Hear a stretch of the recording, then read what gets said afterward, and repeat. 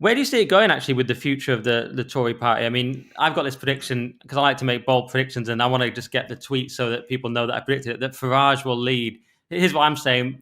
Tories get smashed with Sunak. Starmer ruins the country for 5 years. Farage becomes leader and becomes prime minister with the Tories in 2029. This is my bold prediction. But where do you see it going? And do you see Farage coming into Tories, or do you see a third party like Reform making an impact? What's your opinion? The Tories have to be wiped out next year. Have to be. And I say that for their own good.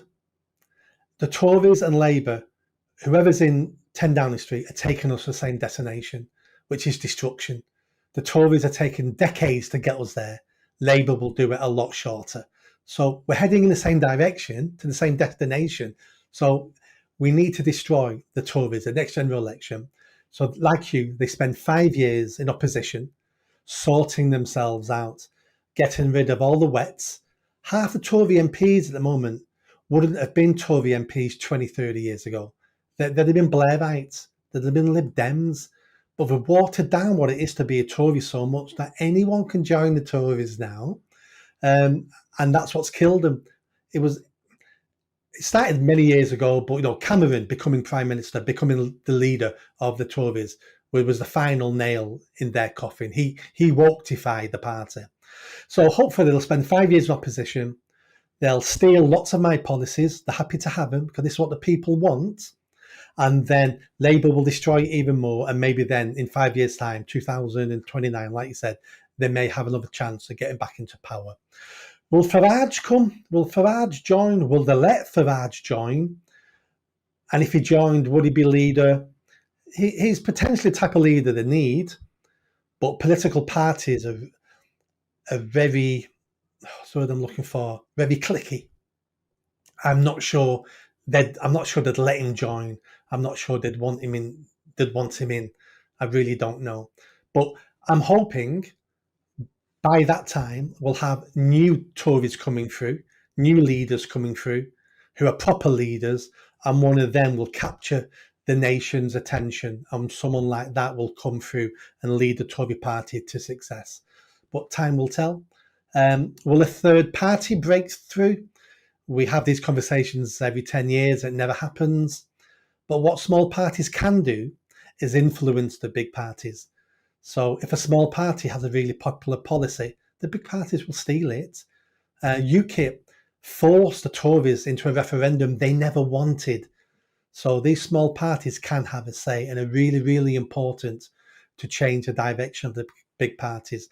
But I realise I'm quite poor at making predictions. I really am quite poor. Well, it doesn't really go well for anyone, but I just make it just in case it's right. I've got the tweet. But is Britain behind Europe is another question I was going to ask you, because you allude to the fact there that all a third party can do in this country is influence the main two parties. And of course, that's because of first past the post. In Europe, they have proportional representation. It's quite different. And what we're seeing now is people like Geert Wilders in the Netherlands. We're seeing some pretty, what would you call him, pretty populist right people coming through. He's got some very tough stances. I mean, his stuff on Islam has been extremely tough. He's toned it down a little bit. And what we have is arguably, as I was saying in an earlier podcast with Ed Dutton, it's the polarization of the left and right is probably what's happening in Europe, and no center anymore. And we seem to be a bit behind. And I've been asking people why they think this is. Proportional representation is an obvious one. We're just a bit different in general. We're a bit less hardcore in this country about a lot of things. We don't have borders. We're an island. We're a bit more moderate than Europe in many ways. We don't have the history of fascism and communism. We have a history of fighting fascism. So we don't tend to be comfortable with the sort of anything that sounds far right or anything. What do you think is going to happen? Are we going to move more like Europe? Are we going to be different because of our system? Any thoughts? We're going to be different. You're quite right. We've never had the hard left or the hard right in this country because we're sensible people. And we have a political system that works over the long term. I'm not really for proportional representation at the moment. I can't see the benefits. I think all that does is it gives power to the fringe elements in society. It gives more power to those fringe elements who can sway elections. We need to govern countries for the long term, not the short term. Otherwise, we're swinging from far left to far right to far left to far right. and we need to be planning for the future. That doesn't mean our system's perfect. There is no perfect political system out there. I've just got a little bit of British pride in our system when I look across the water to Europe, thinking, do I want any of their systems based on their history? Do I want any of their systems? And the answer is no. So I'm quite happy sticking with our system at the moment. Doesn't mean it doesn't need tweaks. It doesn't mean we don't need better leaders. But I think if we have better leaders, our system will work a lot better. Yeah, we definitely need better leaders. I mean, Dominic Cummings was talking about our leaders are sort of trapped in the Cold War to 2001 era. He was talking about Cold War to 9/11. He said they all want to live in that era when things were just better and more free. And they were, but we're not in that era anymore. And we just don't have the leaders we need for it.